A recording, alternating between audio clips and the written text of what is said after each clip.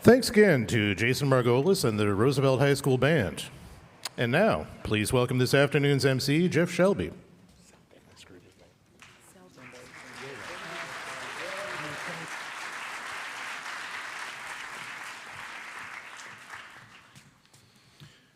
Good afternoon, and welcome, folks, here at the Newmark Theater, and those joining us online. My name is Jeff Selby, and I use he, him pronouns, and it is truly my honor to be your MC this afternoon.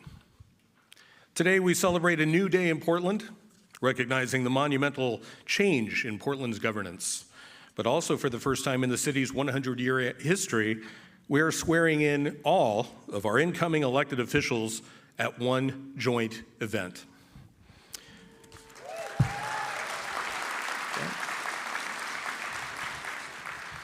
I'd like to welcome Auditor Reddy, Mayor-elect Wilson, our 12 councilors-elect, Mayor Wheeler, our current city commissioners, and Portland community members. In honor of this historic occasion, we've invited mayors and officials from jurisdictions around the region, state and tribal officials, and leaders from community, nonprofit, labor, and business organizations. We're also joined by members of the press representing local media, multicultural, and community news organizations. It truly is a new day in many ways, and we thank you for joining us today. Please join me in taking just a quick moment to recognize this historic time. You can recognize by clapping or reflecting or however you want.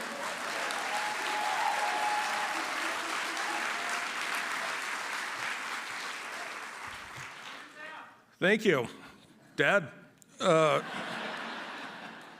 2 years ago, Portlanders passed a ballot measure requiring the city to implement a series of coordinated governance and election changes.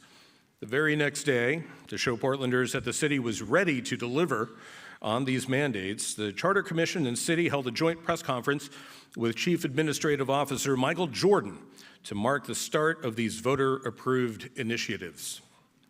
In that press conference, we understood that most Portlanders believed that these charter amendments would lead to a government that was more accountable, transparent, efficient, effective, responsive, and representative of all Portlanders in every neighborhood.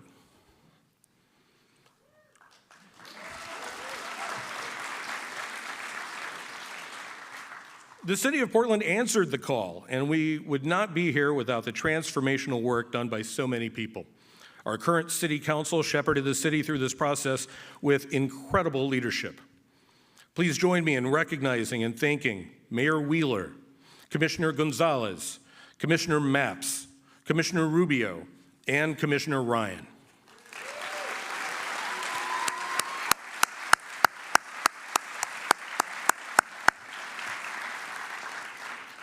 For generations, leaders of our great city had to govern using Portland's old form of government. For decades, those leaders worked hard to make our city successful in spite of a system that presented myriad challenges. The current council and Mayor Wheeler have been at the forefront of facilitating the transition, enduring personal and professional sacrifice. We thank you for your hard work.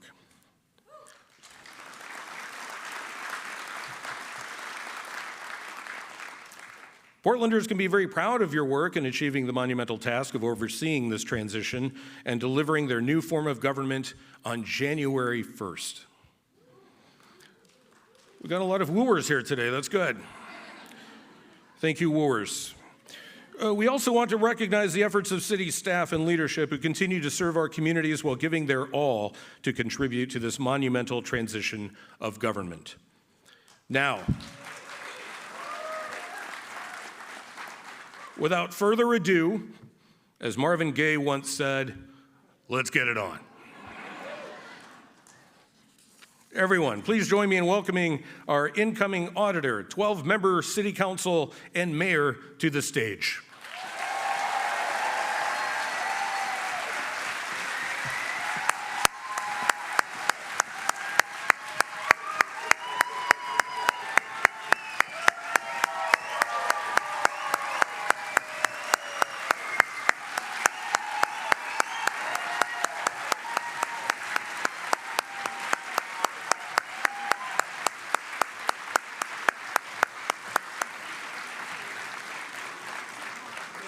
Now, while our incoming elected officials are lining up for their photo moment, you can go ahead and grab your phone or camera right now, as we will have 30 seconds available for a quick group photo. All right, so Madam Auditor, Mr. Mayor-elect, and Councilors-elect, please wave to the crowd if you'd like, so that members of the audience can quickly capture this moment and I can get out of your way.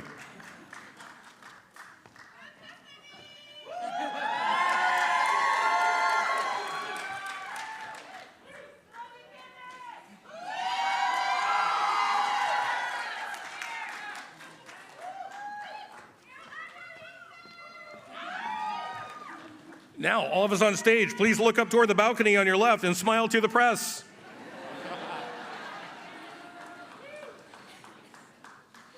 All right, thank you, everyone. Please return to your seats.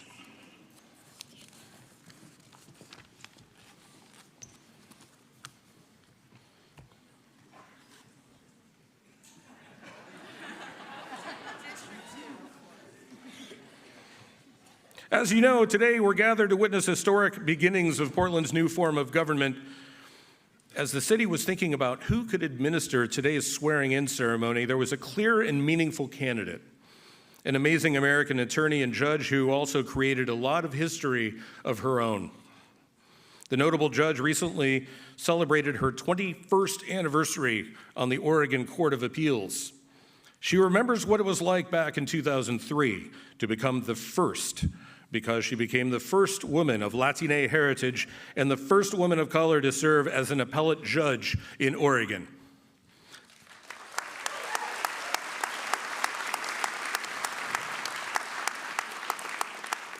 Today, she serves as our keynote speaker and will help us by administering the oaths of our first executive mayor, 12-member legislative council, and auditor, all in one fell swoop.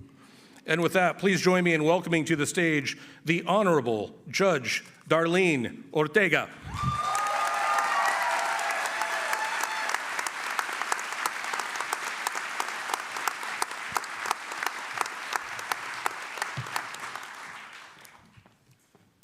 Thank you so much for including me in this historical event. It's a treat to be able to witness from this vantage point and to offer a few words of what I hope will be encouragement.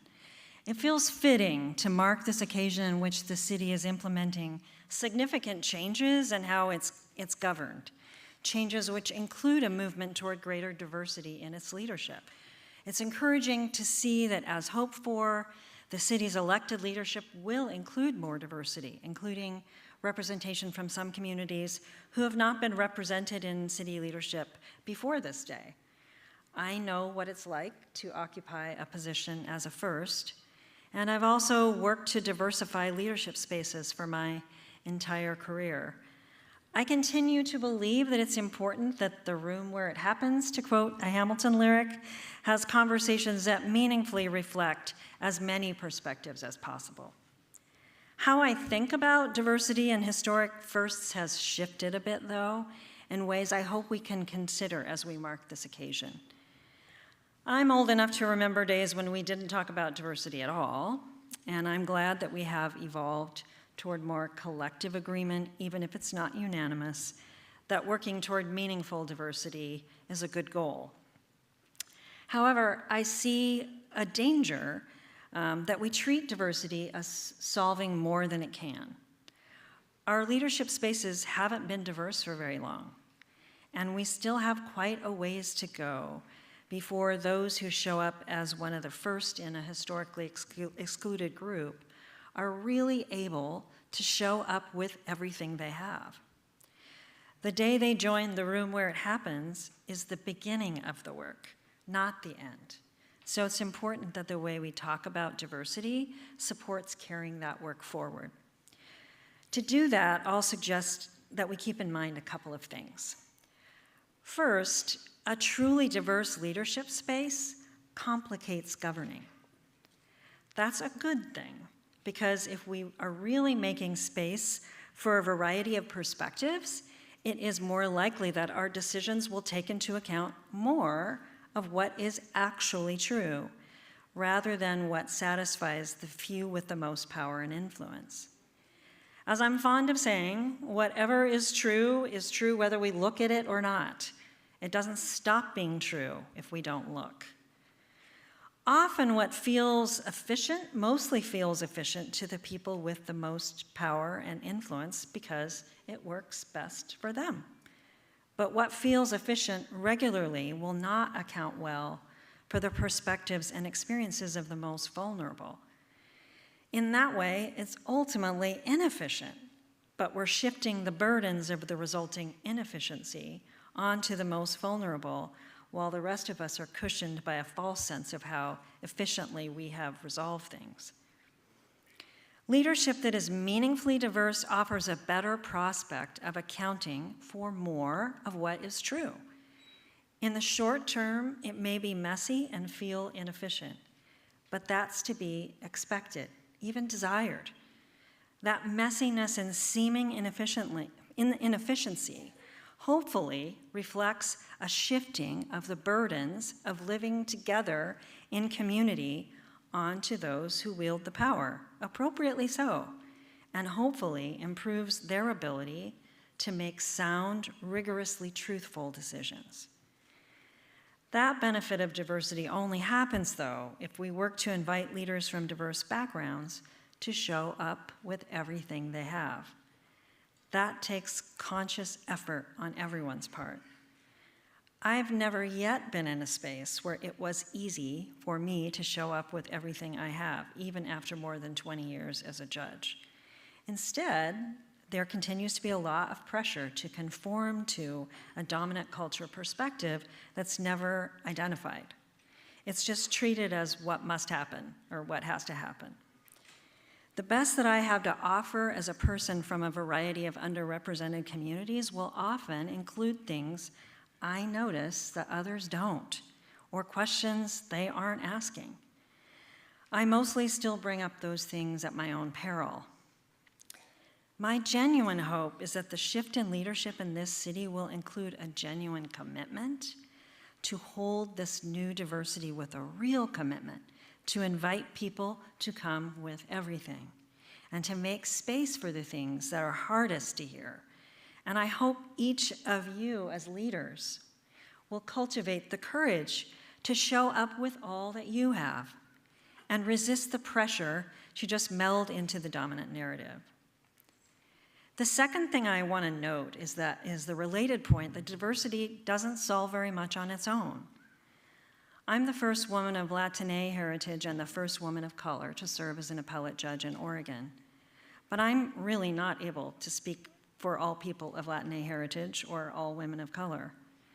There's a profound variety of experiences reflected in those groups, and that variety isn't all contained in my story. Diversity has real value only insofar as it helps us evolve into a community where all beings can thrive. What that requires of me as a person from a marginalized background is very important. And this is a list I keep close to my own heart. It means I need to resist the pressure to become a symbol. It means I need to resist the temptation to think I understand more than I do about the perspectives of others with backgrounds similar to mine. It means I need to stay curious about what I have yet to understand about their perspectives and humble about the extent of what I do know. It means I need to resist the idea that I am a sign that the system is more fair than it actually is, and to devote myself to doing the work to make it more fair, even, importantly, when it's not in my personal self-interest to do so.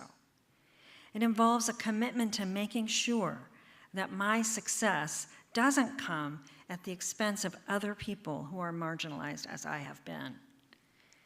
All of this is to say that doing diversity well involves a collective commitment to treat it as one step in our broader work of governing well.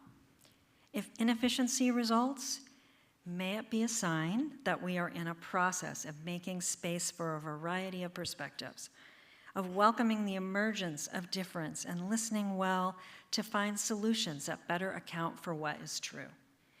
And may we remember those who are not in the more diverse room where it happens, and commit to listening to them, learning from them, and representing them well.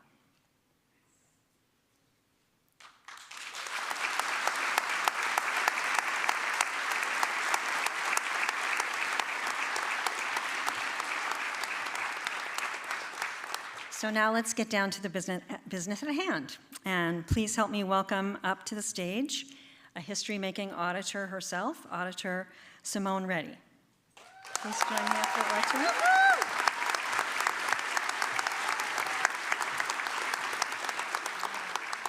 So Madam Auditor Reddy was first sworn in as Portland City Auditor in January 5th, 2023, and she won her election in May 2022, but took office in January of 2023. Although she won the first contested race for city auditor in 36 years, the voter-approved charter changes required her to run for re-election for an initial 2-year term in November 2024.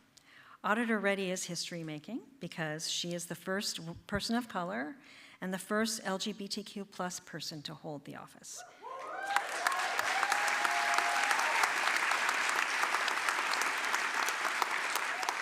She identifies as a Latina lesbian. The mission of the Auditor's Office is to ensure open and accountable government by providing independent and impartial reviews, access to public information, and services to city government and the public. So with that, we'll get down to the business of the oath.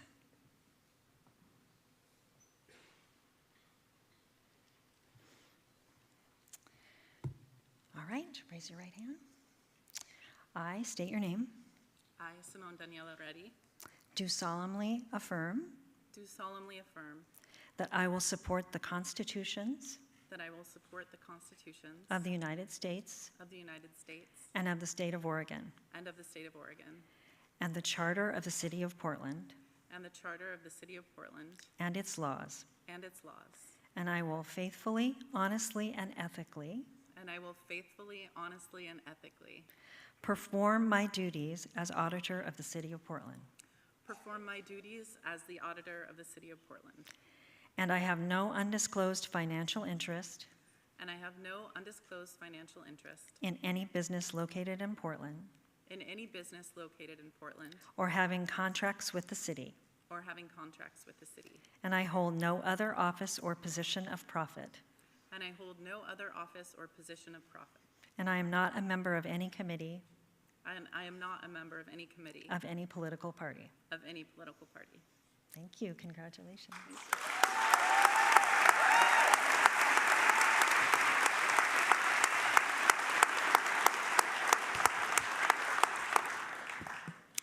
Good afternoon. It's amazing to be here in this cherished space with all of you, embarking on a new day in Portland. My name is Simone Reddy, and I'm your city auditor.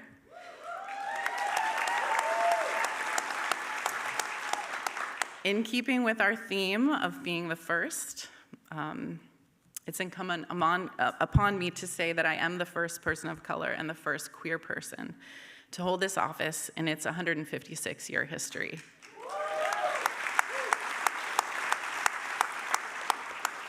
Who we are matters, and I'm proud to bring my lived experience and that of my ancestors to this important role. I stand ready to continue my office's mission of open and accountable government. I'm here to carry on a legacy of performance auditing that was brought to you by the late Jewel Beck Lansing, who was an early advocate for transparency and empowered my office to dig deep into city spending, looking beyond compliance and into policy outcomes. Being directly elected by the people of Portland means that my office meets the highest mark for accountability. That allows us to do our work objectively. It means that every function of my office is independent from City Council, the mayor, and management. I would not be here without my friends and family, my fellow and former auditors, community members, and organizations who've supported me. I especially want to thank Run for Something, Emerge Oregon, and Oregon Futures Lab for showing me how to lead authentically. and most of all, the dedicated public servants in the Auditor's office who embody our core values of accountability and transparency.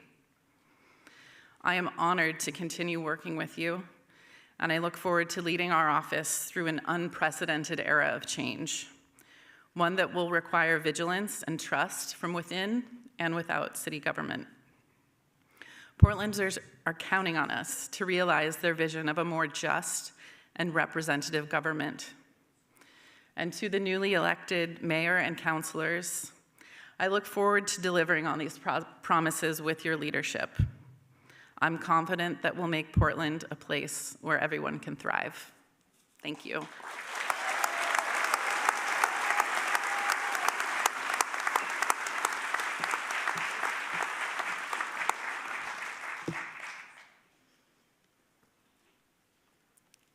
And now, to officiate the swearing-in of all 12 councilor-elects, I'd like to ask all councilor-elects to please rise from their seats.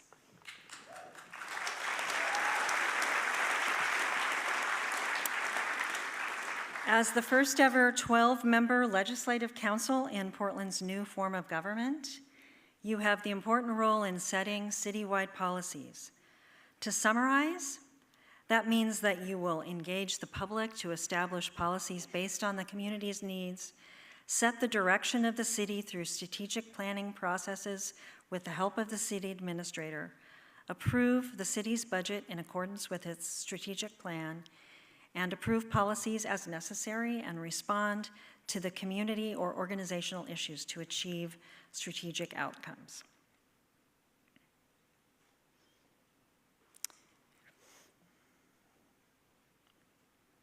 So I'll ask you to raise your right hands. I state your name. Do solemnly affirm that I will support the constitutions of the United States and of the state of Oregon and the charter of the city of Portland and its laws, and I will faithfully, honestly, and ethically perform my duties as councilor of the city of Portland. And I have no undisclosed financial interest in any business located in Portland or having contracts with the city. And I hold no other office or position of profit. And I am not a member of any committee of any political party. Thank you.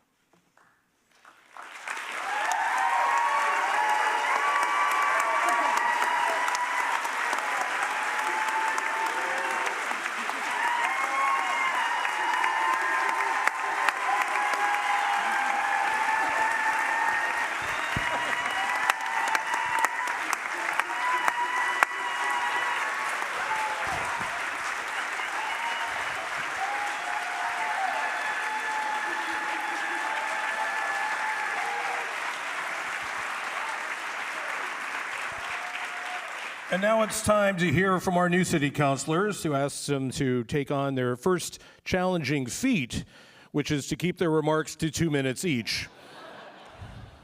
We don't have an orchestra to play you off like the Oscars, but we believe in you. I know you can do this. Now I'd like to welcome to the lectern from District 1, Councilors Candace Avalos, Jamie Dunphy, and Loretta Smith.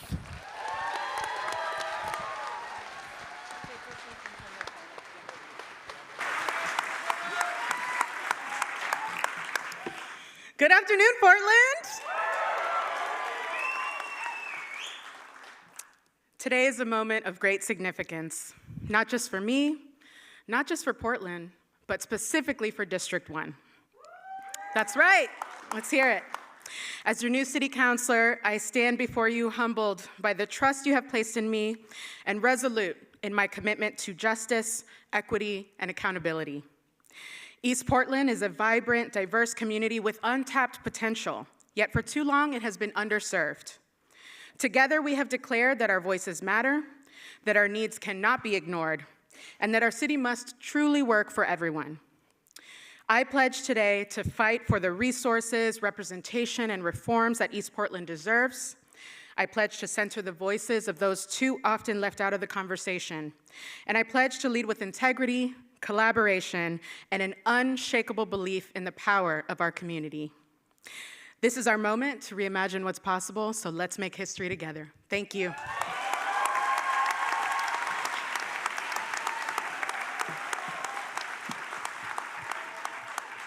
Hi, friends. I'm Jamie Dunphy, and thank you. I'm incredibly honored to have been chosen by my neighbors to represent my community of East Portland. East Portland has never had a seat at the table, and on January 2nd, we're going to have 3. East Portland is filled with amazing, hardworking people who just want tomorrow to be a little bit better than yesterday was. After 20 years of working in public service, I'm so excited to be able to give those folks a voice and ensure that East Portland is never forgotten again. This next City Council will meet the challenges of the day. We will make meaningful progress on homelessness and housing and addiction and mental illness. We will also build this place into a place that everybody can be proud of. I love Portland, and I am proud to call this place my home. And we are going to fight to make sure that everybody who lives here knows exactly why they choose to live here. So, my first day is January 2nd, and it occurred to me last night that as I will be taking office, that also marks a pretty important event. January 2nd is also going to be the 5th anniversary of the death of my friend and mentor, my former boss, Portland City Commissioner Nick Fish. Nick was the definition of a servant leader. He approached the job with respect and dignity and urgency, and I hope that I can bring a lot of those characteristics to City Hall to make him proud. I want to thank my wife and my daughter who are both here. I want to thank my friends and family and all my campaign team who helped make this happen. And I want to thank East Portland for still believing that we can do bigger and better things. Thank you, guys.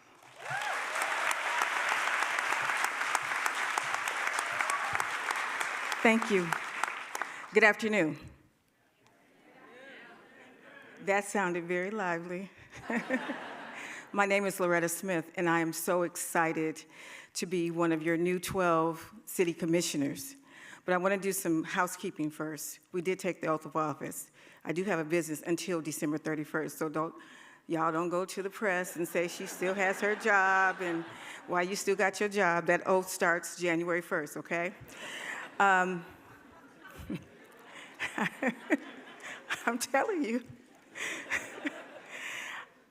It is such an amazing journey to get here, especially with all these 12 folks. And we didn't have a campaign night party because we didn't know who was going to win. So I just want to say thank you to all my volunteers, my family, my aunties, my good friends.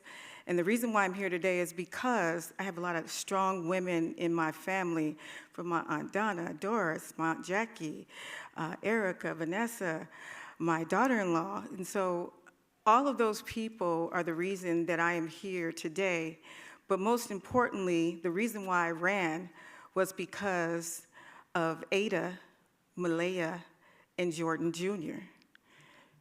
I am their grandmother, and I want them to live in a city that works for everybody. I want to make sure that they're not just surviving here in the city of Portland. I want them to thrive. I want them to think and know and believe in everything that they know to be true, that they can do anything in this city. Representation does matter. And so today, as you see, we are well represented. Thank you so much, and thank you for being here today.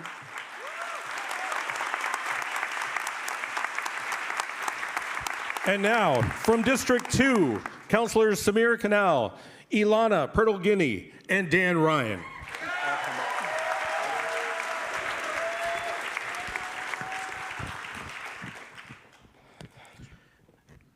Thank you to everyone here and watching on the live stream for being a part of this moment. My name's Samir Kanal. I'm one of the councilor-elects for District 2, North and Northeast Portland. I can't possibly name everyone that deserves thanks, but I will thank my family, my girlfriend, my friends, my campaign team, all the supporters and the voters, my colleagues and collaborators from my work at the city, and leaders in the Indian American community, many of whom are here today. I never thought I'd be the first at anything, and being the first Indian American city councilor over 100 years after our community first established themselves.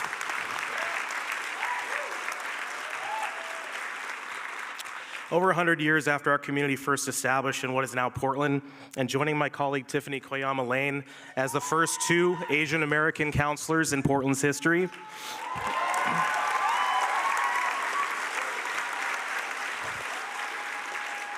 It's an honor and it's a responsibility beyond words. It reminds me that no one gets to be the first at anything without standing on the shoulders of so many others who paved the way.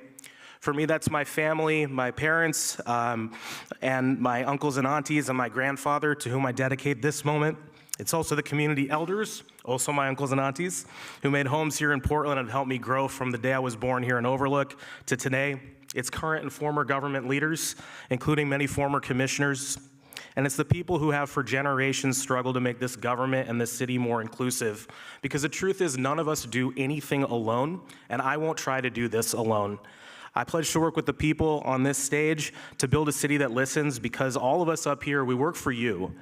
You deserve a government that works for you and listens to you. You are entitled to be heard by your elected leaders. You have a right to see policy decisions that reflect your values, your aspirations, and the policy outcomes that you want to see. When I lived in Seattle and Dallas and New York, or traveled around the world, I would talk about how great Portland was until my friends got really tired of it or told me that I should go be a spokesperson for Portland. And I guess I am now an ambassador for this city. I love this place, I love this city and the people in it, and together we can protect it and help it thrive and pass it on to the next generation better than we found it. Thank you.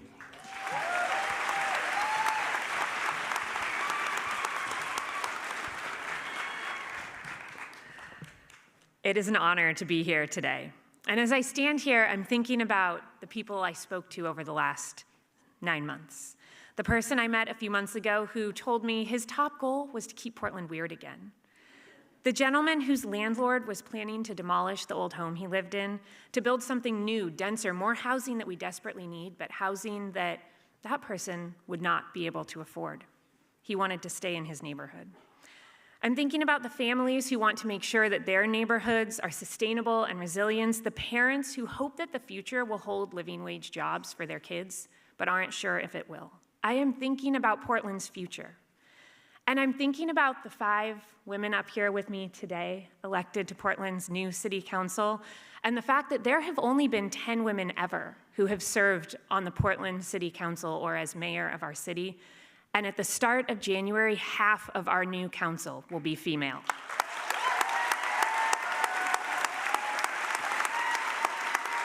Portland, we have heard your call for change, for collaboration, for intentional progress, and we can do it. But only if we're clear about our priorities and uncompromising in getting there. Dozens of Portlanders worked tirelessly to set us up for success. Thank you to every single person who has been part of this reform process. And thank you to every single Portlander who will join with us in making an investment in our city's future. Councilors-elect, we have an opportunity, but we must keep our heads up. As we face crisis after crisis, and we certainly will, we will want to put our heads down to dive into the immediate work and plow ahead. But we have an opportunity to build Portland's future, to address those crises while we look ahead.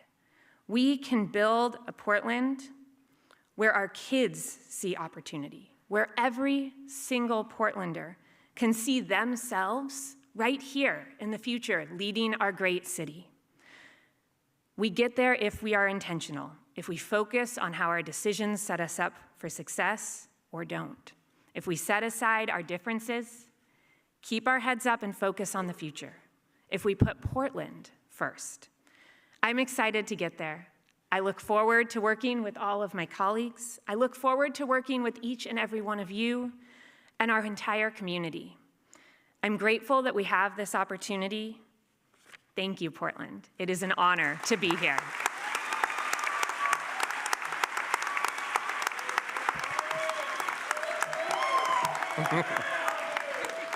Good afternoon. And first, the first president of the new city council is, I'm just kidding.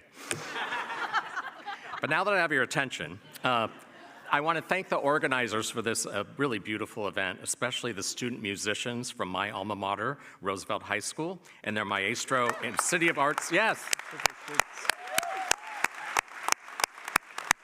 And their maestro, their teacher, is the City of Portland's Arts Laureate, Jason Margolis. I'm held and supported by some really special guests today. Mike is my older brother, he's here. My sister, my only sister, Bridget, there's 7 boys and 1 girl, God give her some love. And her son Ryan, representing 17 nephews and nieces. My cousin Jim and his wife, Renee, and my spouse, Emotionally Reyes. Thank you for sharing me in public service, especially you, Emotionally. I learned public service from my parents, and though it's been decades since they passed, I sure miss them on days like this. More than I thought. Dad was a dentist, and he welcomed patients who often couldn't pay the bills, and he would allow them to pay with baked goods. And didn't it seem like he had a lot of baked good payments during the holiday season? And my mother, who eventually became a social worker, she made a big pot of clam chowder every Friday, and the door was always open, and a lot of people who didn't share our blood sure showed up at our house to have clam chowder. So I'm just grateful for them at this moment in time. I've been reconfiguring myself a lot the last month to move into this councilor-elect position, and I'm so enjoying the onboarding with all of you. My hope is that all of us will remember those conversations we had on porches, in parks, on the sidewalks this past campaign. We had more opportunity to get out and talk to people. And for me, it reminded me that this position is supposed to be nonpartisan. A couple themes from those conversations went something like this. A parent saying to me, I simply want to get to the park with my 2 kids, and when I get to the park, I want the restroom to be open, and I want it to be clean. The elder and others repeated this theme. When I call 911, would someone pick up the phone? And then will the responder get there in a timely fashion because it was an urgent call? My point is, here's to listening and remembering those people that we met on the campaign trail. And really think about it this way. I think it's important for us to remember that we have to continue to have dialogue with them, even more than those who are paid to talk to us. I'm feeling hopeful because I can sense those values from my colleagues as we're doing this onboarding. And so I'll just end with this. Happy holidays, and yes, I'm gonna be shameless. I'm an Oregon Duck alum, and I went to many games in the 70s and 80s where we lost. Go Ducks!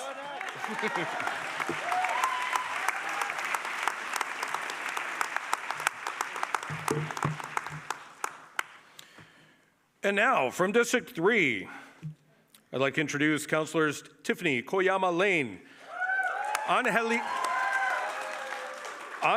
Morillo, and Steve Novick.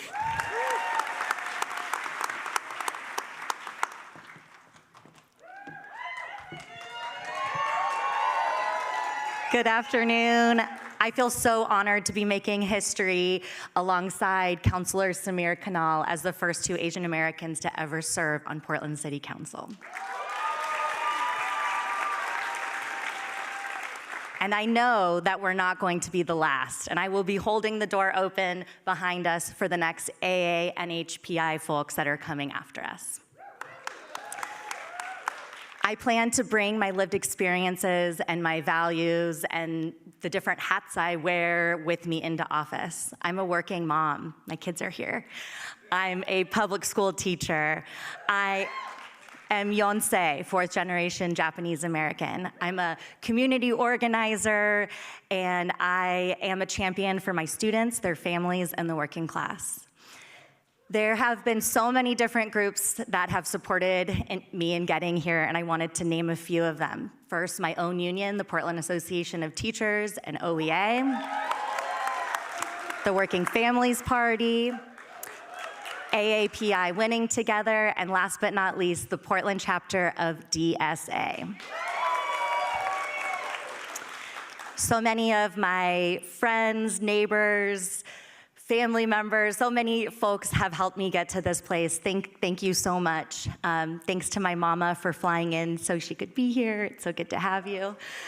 And with all the different hats I wear, one of my favorite things is that when I get home, I get to take all those hats off and just be a mama to those boys, Keezy and Clay. There's nothing better than doing puzzles on the floor with you and dancing around and laughing at your dad's silly dad jokes. And Tim, thank you for so much.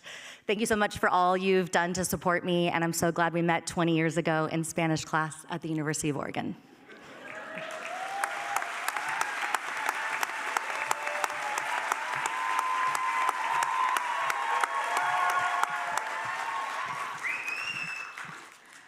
Whew, this is a lot of speeches. How's everyone doing? Good?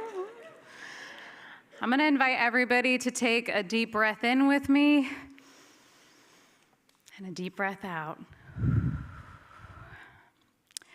Throughout this process, there was a lot of skepticism from the media and from the public.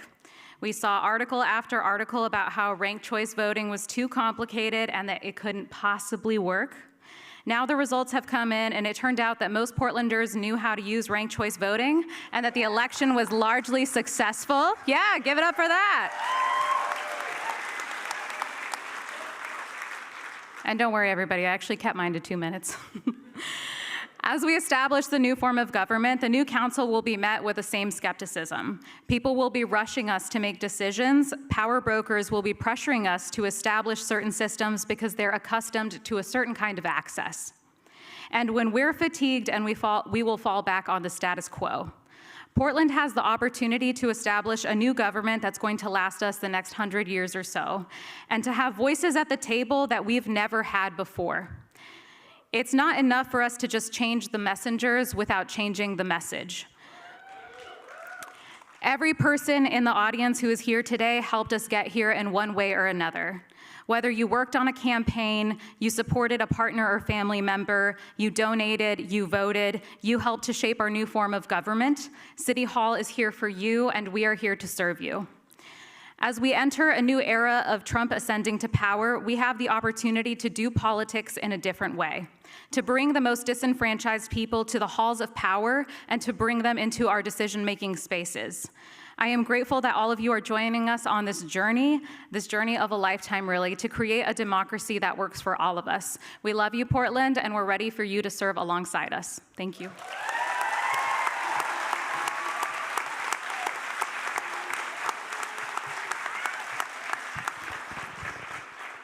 Good afternoon. I'm Steve Novick, and I'm very proud to have voted for and be serving with Tiffany Clayamalain and Annalita Murillo.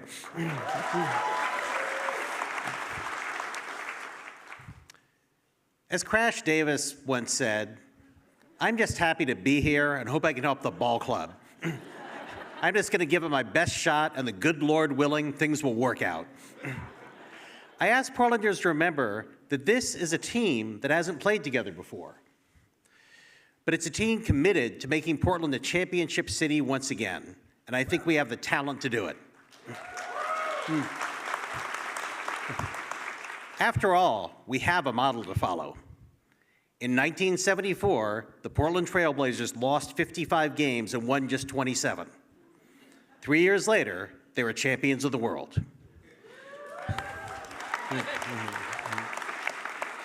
So in the names of Bill Walton, Maurice Lucas, Lionel Hollins, Bobby Gross, Dave Twardzik, Larry Steele, and Lloyd Bottom Neal, let's do it. Let us pledge that 3 years from now, another championship banner will hang from the rafters, and we will all once again be able to say, in the immortal words of the Go-Go's, this town is our town. This town is so glamorous. Bet you'd live here if you could and be one of us.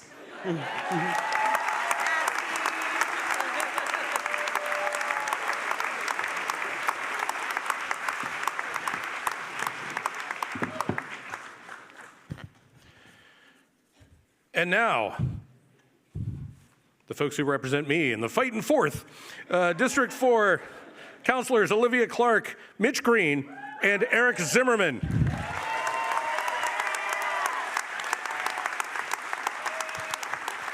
Thank you, everyone. I'm Olivia Clark from District 4, and I want to thank all of my friends, my family, my supporters, and my lawn sign angel, wherever you are, that made sure that all my lawn signs were in the right place. Inside joke. Thank you to all the people that responded to my requests for assistance, for help, for getting me here. And now we're at the threshold of something so important. I'm going to ask you for one more thing. I'm going to invite you all to close your eyes. To close your eyes and to smile. And to send everyone on this dais your wish, your hope, a kind word, or a blessing. Close your eyes and send us strength, courage, humility, and compassion to do what is needed for our beloved community of Portland. Send us your kind words that we fulfill this awesome responsibility with wisdom and goodwill. And as you do this, eyes closed or not, at the very least, wish us good luck. Thank you.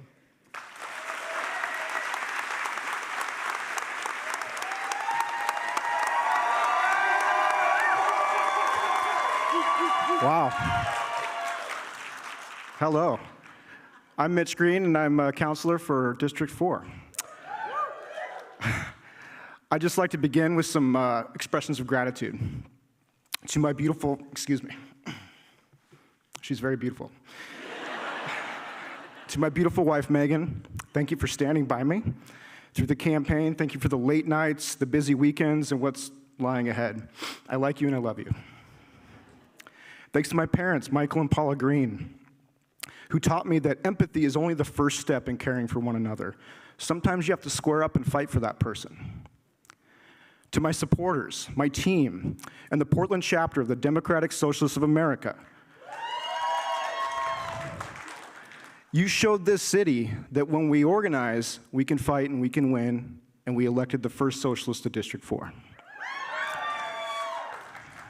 For Portland's first 173 years, this government was the product and reflection of an economic development program that concentrated wealth and power in the hands of just a few rich white men. And for all that accumulation of wealth, we're left with a city that is too expensive to live in unless you have multiple people with multiple incomes, too expensive to raise a family in, and too expensive to age in place. We lack basic infrastructure, when many of our roads and sidewalks just haven't been built. And we have an inadequate public health system that leaves our most vulnerable people suffering on the streets. But I'm looking around and I see that's about to change. I'm honored to join this brilliant group of leaders ready to write a new history for Portland, where we go big and build the public goods that we deserve to allow working families to thrive, to preserve our urban forests, and have the courage to protect our neighborhoods from dangers that fossil fuel infrastructure poses. Charter reform was a gift to our city by an exhausted electorate who, in the face of crisis, says, okay, fine, Portland, you get one more shot. So to the mayor, my fellow councilors, let's not squander that gift. Let's show this city we could still do big things, and let's go.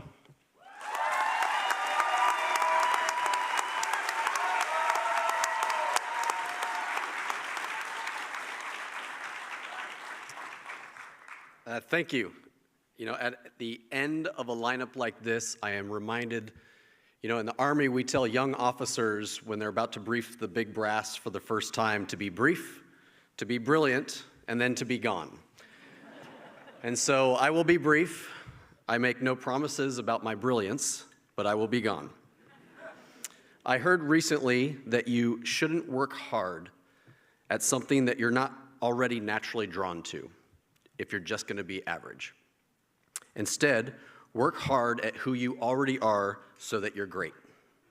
And when I think about Portland, While we have so much in front of us, Portland doesn't need a reimagining. Portland needs to be great at who we are. I think this council represents who we already are, and I think it's time that we get to work. After spending 2 weeks with this group, I'm very happy to be sitting on this stage with such a smart, a focused, and a meaningful council. We are so much more than how the memes of election season painted us. I want to thank my friends, I want to thank my colleagues, and I definitely want to thank my family for the sacrifices that you've all put up with and given to me over the last year to allow me to spend all of my time trying to earn the right to represent and to serve Portland. And so thank you, and now I'm ready to get to work.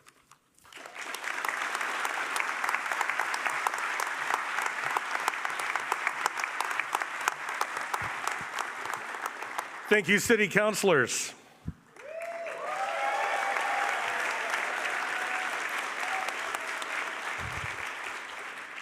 For those of you who don't know, my day job is working at the Office of Equity and Human Rights for the City of Portland. And one of the things that's, thank you, and one of the things that's very important is accessibility. And I just want to take just a quick second to recognize Gina and Sarah, who've been doing the American Sign Language interpretation.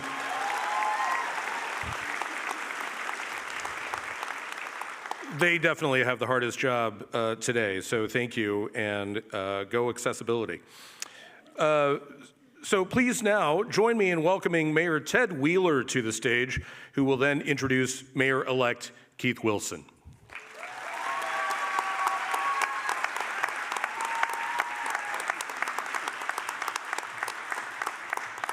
Well, good afternoon, everyone. It's great to see you here. Thank you all for being here to support what is clearly an auspicious occasion. After more than 110 years under the commission form of government, today marks a significant milestone in the transition to modernizing our system to better meet the needs of our dynamic and growing community. The current council, staff, from all across the city of Portland, contractors and community partners, literally hundreds of people worked tirelessly to ensure that this transition would happen smoothly and that it would happen on time.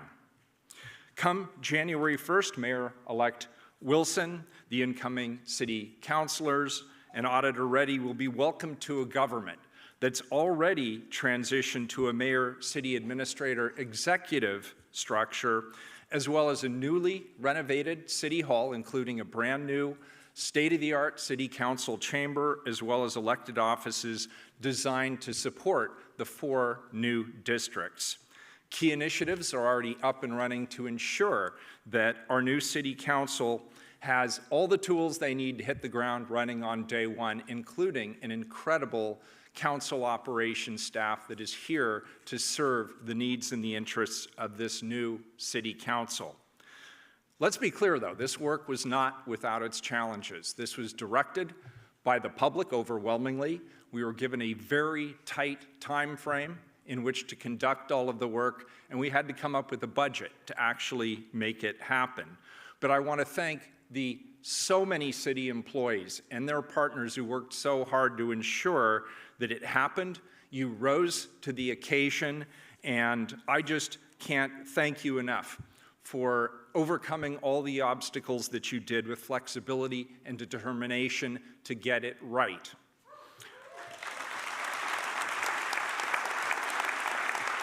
I want to personally congratulate all of our incoming city councilors, our new mayor, Keith Wilson, our returning auditor, Simone Reddy, as you take in many cases new, exciting, and what are obviously incredibly important positions in our city.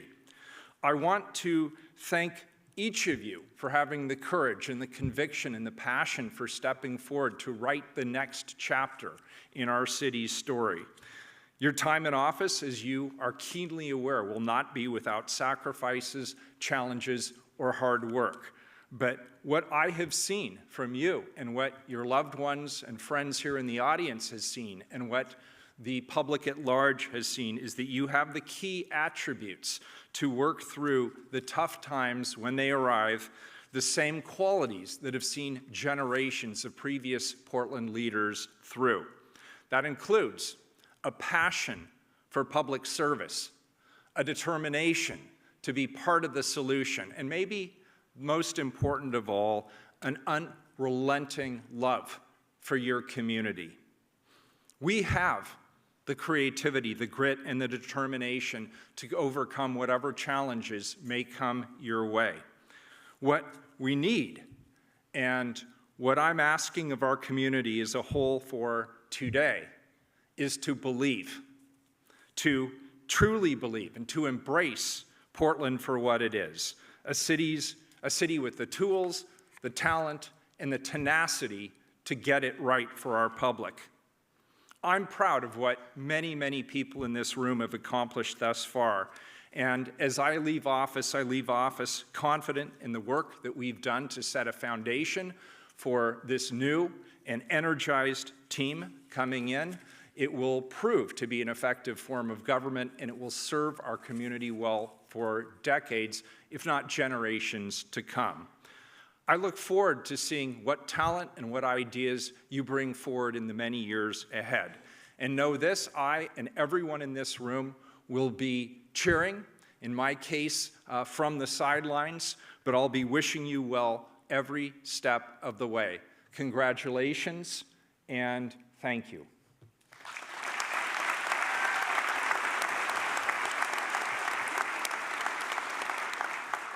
And with that, I will ask Judge Ortega and Mayor-elect Keith Wilson to come forward so that Keith can be sworn in as our brand new mayor.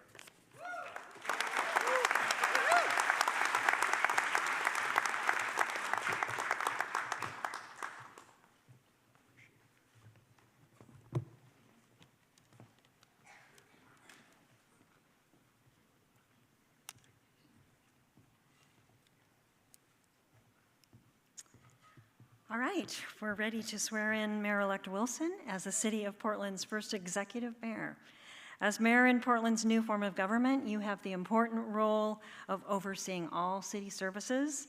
To summarize, this means that you will engage with staff and leadership on the city's operational needs, lead the implementation of council's strategic plan with the help of the city's leadership team, propose necessary budget funding to implement the strategic plan, and request the development of policies to address community and operational issues or to achieve strategic outcomes. So, with that overview, I'll ask you to raise your right hand. I state your name.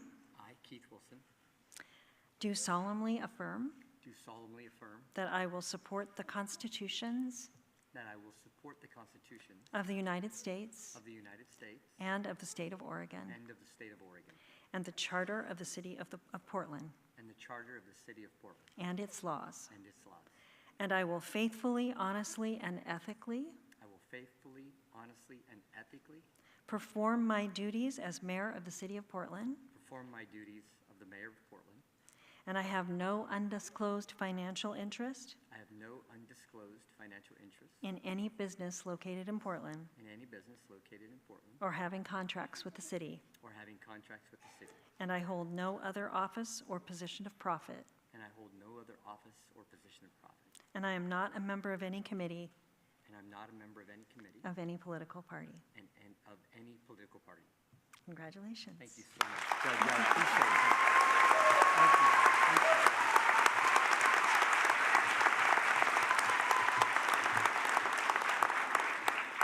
Well, thank you. Good afternoon. What a great honor. First, Auditor Reddy, congratulations.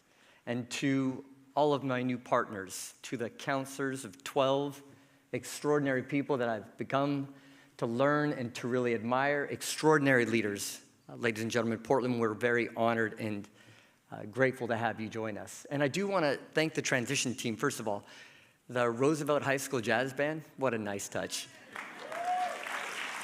And Dan, Ryan, and I know there's a lot of firsts on this stage, but have we ever had 2 Roosevelt graduates gracing our city leadership? So Councilor Ryan and I are, so throw down on that one. So thank you all for this. And to the extraordinary transition team, the city government, the city staff, just an extraordinary job to prep and get us ready for day one.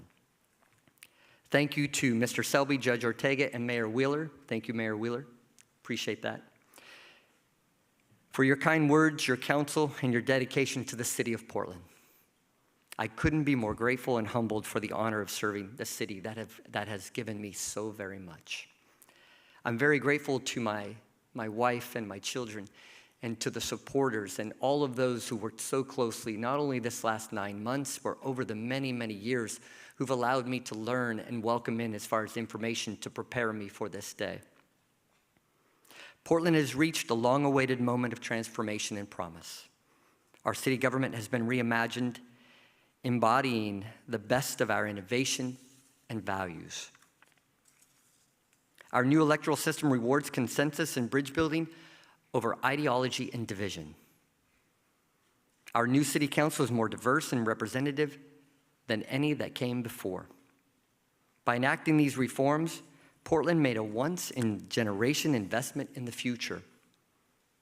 Now, it's time for Portland's new leadership to meet the moment we now face and solve the issues that prevent us from reaching our true potential. This election, which drew supporters from every walk of life, represented an important step in rebuilding our community and our togetherness. Rebuilding that togetherness requires trust. To honor that trust, we must restore a sense of personal safety to the public. We must share burdens and prosperity equitably across our city.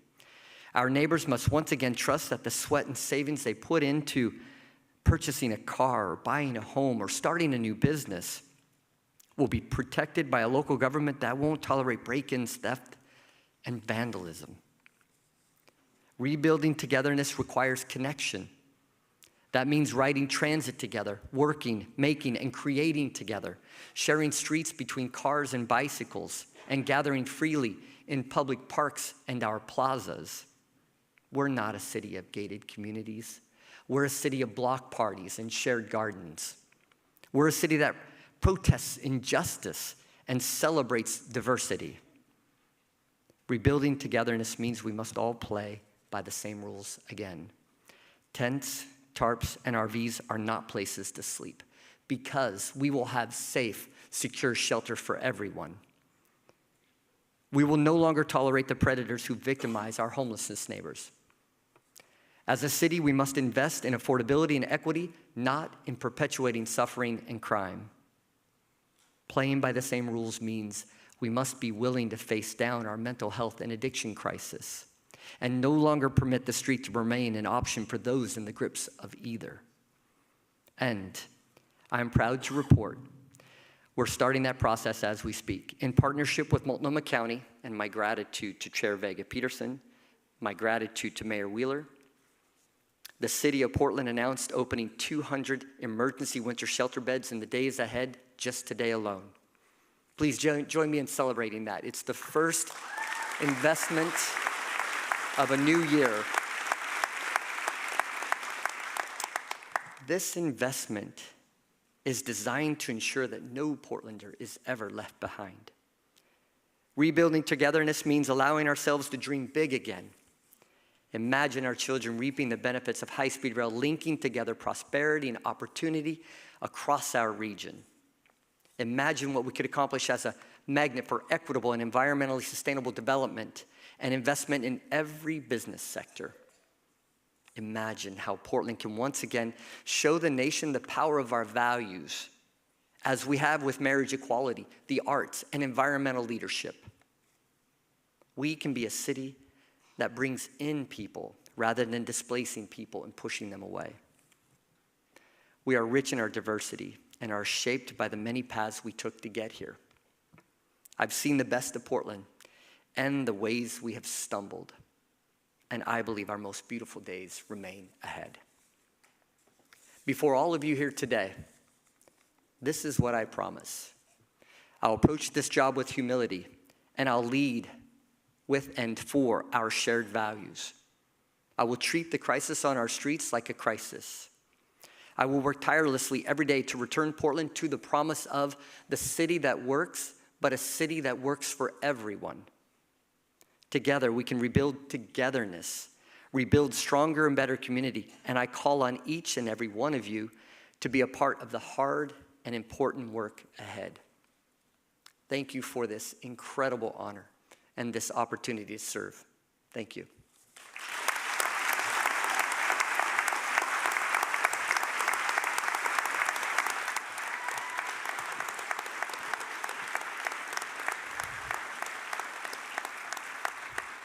Thank you, Mayor Wilson. It is a new day in Portland indeed, and we are very much looking forward to the leadership of you and the 12 councilors and Madam Auditor. Thank you, Mayor Wheeler and City Commissioners, for your service. A special thank you to the Honorable Judge Ortega as well.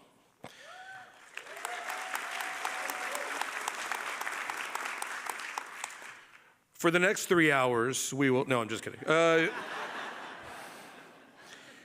Thank you all for joining us in person and online for today's ceremony. We'd like to thank, once again, our American Sign Language interpreters, CART captioners, Open Signal, Party Animal, and P5. Such a great crew that worked tirelessly to get this event on the road and going. So thank you to the communications team and producer for making all this happen. Before we say goodbye, we have some special guests who will help us formally conclude our event. Everyone, please join me in welcoming to the stage for a very special performance, Portland legends LaRonda and Mark Steele.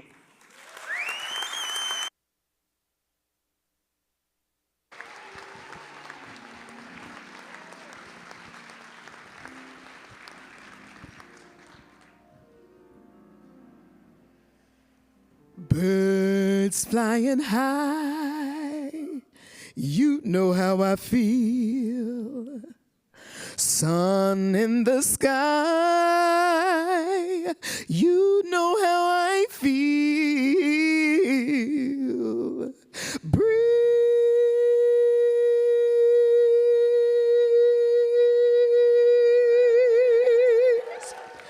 drifting on by, you know how I feel.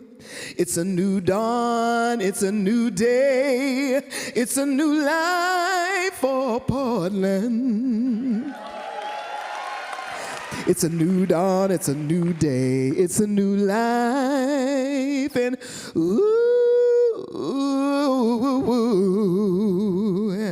we are feeling good.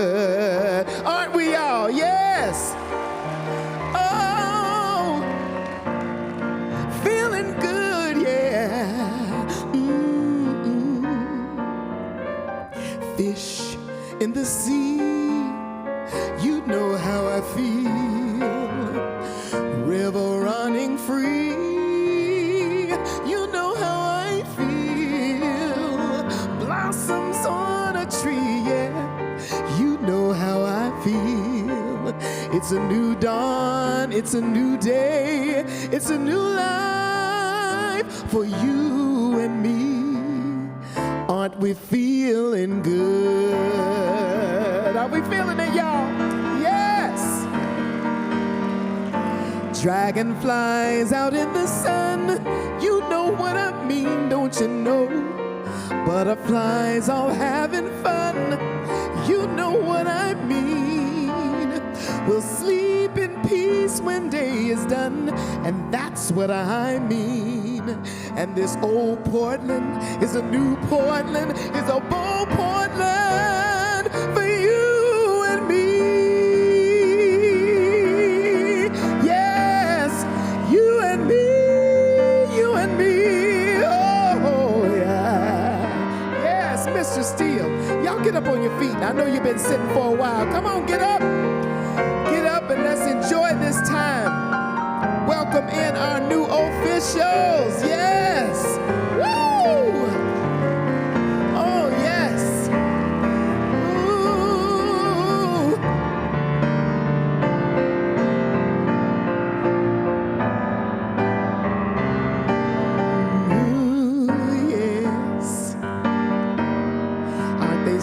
shining like stars. I love this verse.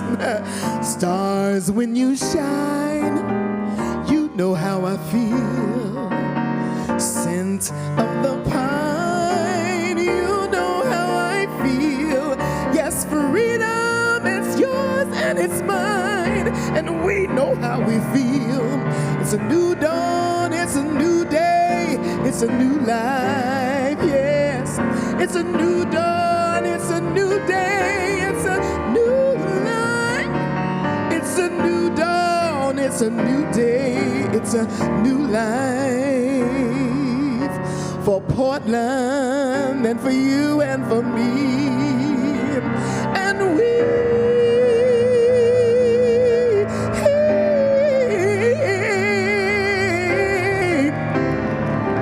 I need to hear you say you're feeling it, y'all. Say yes. I need to hear you say you're feeling it, yes. Oh, we're feeling good.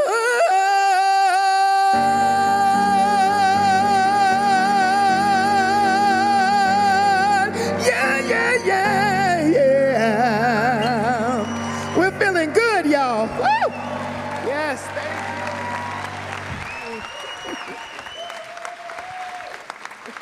Thank you so much. Woo! Nice, I heard you. Yeah, I did.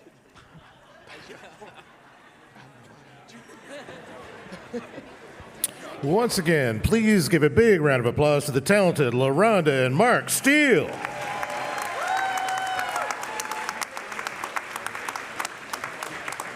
And thank you for coming, everyone. Please join us in the foyer for some refreshments and photo taking with our incoming elected officials. Thank you all for coming. Have a great afternoon.